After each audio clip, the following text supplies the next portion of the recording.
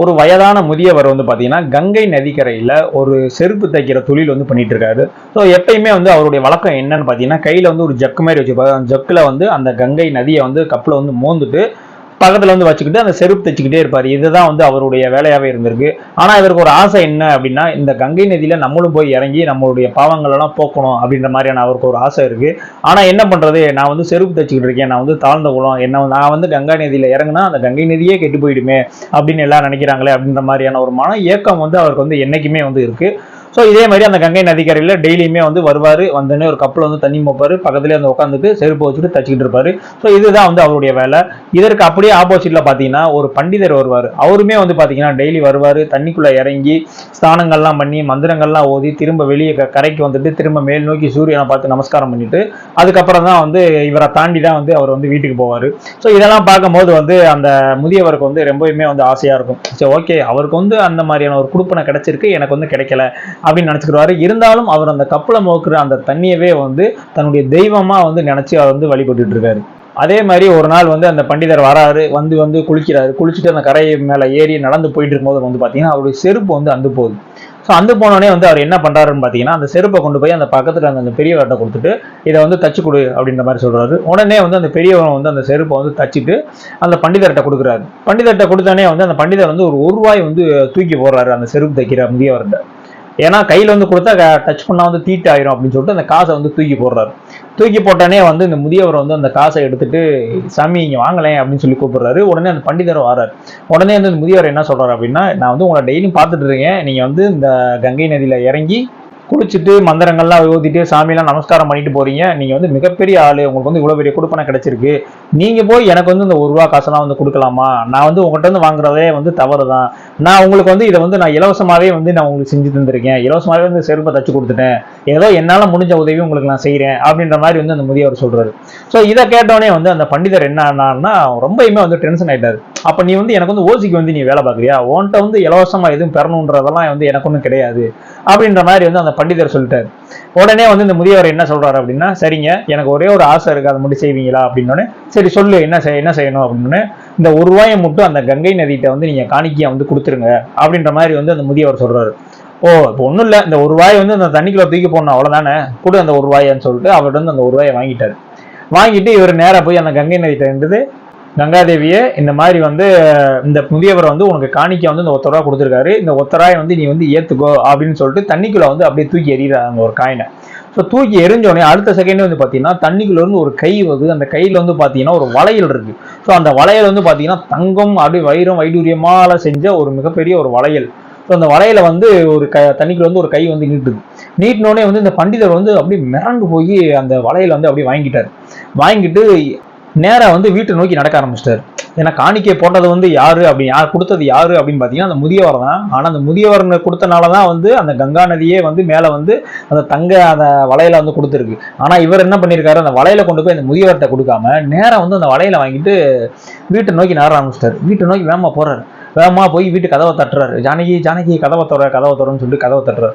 கதவை திறந்தோடனே வீட்டுக்காரம்மா, இப்போ எதுக்கு இப்போ இவ்வளோ அவசரமாக வந்துட்டு இருக்கீங்க, என்னவா, நான் உனக்காண்டி ஒன்று வச்சிருக்கேன், நீ உள்ள போ, என்ன வச்சிருக்க போறீங்க, மிஞ்சி போனால் வர முடியும், தேங்காய் கொடுத்துருப்பாங்க, எங்கே போய் மந்திர ஓதுனருக்கு, தேங்காய் கொடுங்க, இன்னைக்கு பொழுது வந்து சட்னியோடைய போய் தொலையிட்டோம் அப்படின்ற மாதிரி வந்து அந்த அவருடைய ஒய்ஃப், பண்டிதருடைய ஒய்ஃப் வந்து புலம்பிட்டு இருக்கு. ஐயோ, உனக்கு நான் சொன்னா புரியாது, நீ ஃபர்ஸ்ட் உள்ள போ அப்படின்னு சொல்லிட்டு உள்ள போனோடனே வந்து தன் கையில இருந்து அந்த தங்க வளையல வந்து ஒய்ஃப்ட வந்து காட்டுறோடனே வந்து அவங்க ஒய்ஃப் வந்து, என்னங்க இப்படி மின்னுது, தகன்னு இருக்கு, இது எங்க இருந்துச்சு, யார் கொடுத்தா அப்படின்னு கேட்டோடனே, இல்லை, நான் வந்து கங்கை நதியில போய் நான் வந்து கங்காவை வந்து மனதார வந்து வேண்டி வணங்கினேன், அதுக்காக வந்து அந்த கங்கை நதியே வந்து எனக்கு வந்து இதை பரிசா கொடுத்துச்சு அப்படின்ற மாதிரி வந்து ஒரு புருடா விட்டுட்டாப்புல.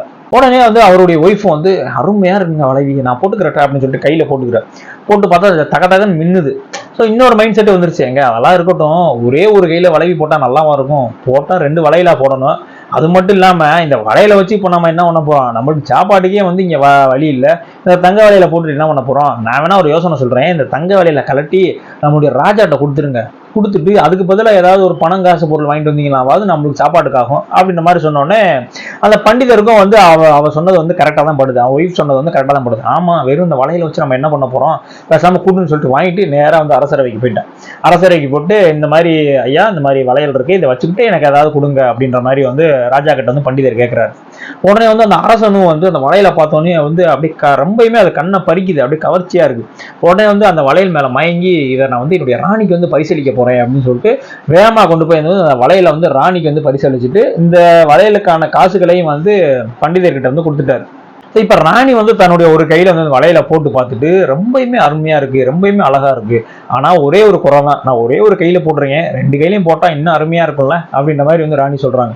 உடனே ராஜா வந்து அதுக்கு என்ன, இப்ப கொஞ்ச நேரத்துல வந்து அந்த பண்டிதர்கிட்ட சொல்லி இன்னொரு வலையில எடுத்துட்டு வர சொல்றேன், இப்ப கொடுத்ததை விட டபுள் மடங்கா கூட காசை கொடுத்து விட்டுருவோம், அதுக்கு என்ன இப்ப ஆயிப்போச்சு அப்படின்னு சொல்லிட்டு யாரங்கே அப்படின்றாரு. உடனே வந்து அந்த காவலாளிகள் வராங்க. முதல்ல போய் அந்த பண்டிதரை கூட்டுவாங்க அப்படின்னு அந்த பண்டிதரை போய் கூட்டு வராங்க. உடனே வந்து இந்த ராஜா என்ன சொல்றாரு அப்படின்னா பண்டிதர்கிட்ட, இங்க பாருப்பா, நீ ஒரு வலையில கொடுத்தா அதுக்கான காசு கொடுத்துட்டேன், ஆனா நீ கொடுத்த வந்து ஒரு வலையில தான் கொடுத்துருக்க. மகாராணி வந்து ஒரு கையில போட்டாங்க, அவங்க இன்னொரு கையிலையும் வலையில போகணும்னு ஆசைப்படுறாங்க, ஸோ நீ இன்னொரு வலையிலையும் உங்க வீட்டுல இருந்து எடுத்துட்டு வா அப்படின்ற மாதிரி சொன்னோடனே, இல்ல ராஜா என்கிட்ட இருந்ததே ஒரு வலையில தான், அது எப்படி ஒரு வலையில் இருக்கும், வலையில வாங்கினா 2 கைக்கு தானே வாங்குவாங்க, ஒரு கைக்கு எப்படி வலையில் வாங்குவாங்க, ஒழுங்கா போய் வலையில எடுத்துட்டு வா, இல்ல இன்னும் ஒரு மணி நேரம், அந்த 1 மணி நேரத்துக்குள்ள அந்த வலையில இங்க வரல அப்படின்னா உன் குடும்பத்தையும் வந்து நான் வந்து அழிச்சிருவேன் அப்படின்ற மாதிரி வந்து அந்த ராஜா சொல்லிட்டாரு. ஸோ இப்போ பண்டிதருக்கு வந்து என்ன பண்ணணும் என்ன செய்யணும் அப்படின்றதே தெரியல. வேகமா வந்து அழுதுகிட்டே வந்து கீழே விழுந்து உருண்டு பிறந்து ஓடிட்டு இருக்காரு. ஓடி நேராக போய் வந்து அந்த முதியவரை பார்க்கறது தான் போயிட்டு இருக்காரு. ஸோ முதியவர் வழக்கம் போல தன்னுடைய காலை பொழுதுல அந்த ஜக்கு எடுத்துட்டு அந்த கங்கா நதியை மோந்துட்டு செருப்பு தைக்கிறதுக்கு வந்து அங்கே வந்து உட்காந்துட்டாரு. ஸோ இப்போ வந்து இவர் போய் வந்து அவர் காலில் விழுந்துட்டாரு. காலில் விழுந்தோடனே இந்த முதியவருக்கு ஷாக் ஆகி போச்சு. என்னப்பா இவரு, நீங்க போய் எப்படிங்க என் காலை போய் விழுகிறீங்க, நீங்க என்னை தொடவே கூடாது, நீங்க எப்படி என்ன டச் பண்றீங்க, ஐயோ ஐயோன்னு சொல்லிட்டு இவர் வந்து ஒதுங்குறாரு.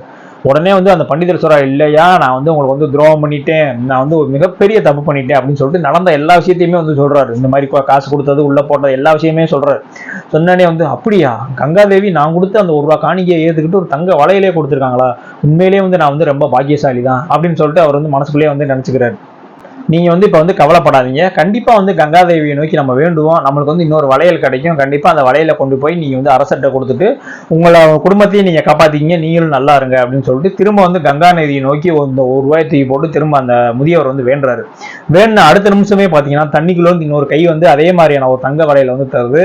ஸோ அந்த தங்க வளையல வந்து முதியவர் வந்து கையில வாங்கிட்டு அதை வந்து பண்டிதர்கிட்ட கொடுக்குறாரு. பண்டிதருக்குன்னா பாத்தீங்கன்னா அப்படியே ரொம்ப எமோஷனல் ஆகி ஒரு மாதிரி அழுது அப்படியே பீறிக்கிட்டு வருது அவருக்கு.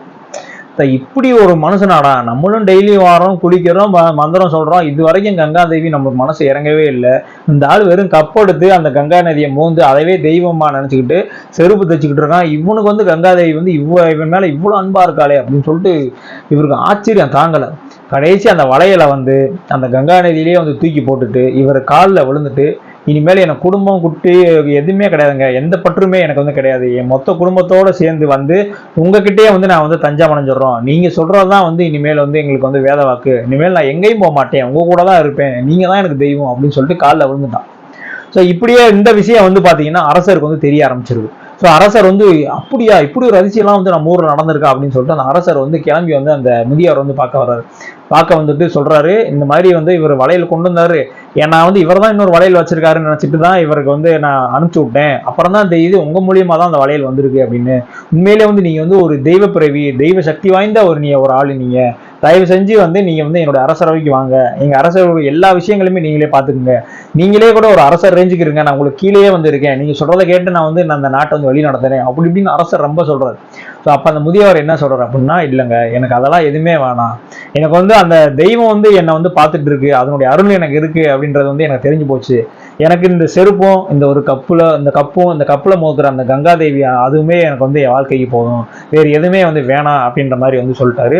ஸோ இதோட வந்து இந்த கதை முடியுது. இந்த கதை கேட்ட அவங்க எல்லாருக்கும் கண்டிப்பா அந்த கதை மூலயமா ஒரு விஷயம் வந்து தெரிஞ்சிருவீங்க. ஸோ அது என்ன விஷயம் அப்படின்றத வந்து நீங்க தான் வந்து கமெண்ட்ல சொல்லுங்க.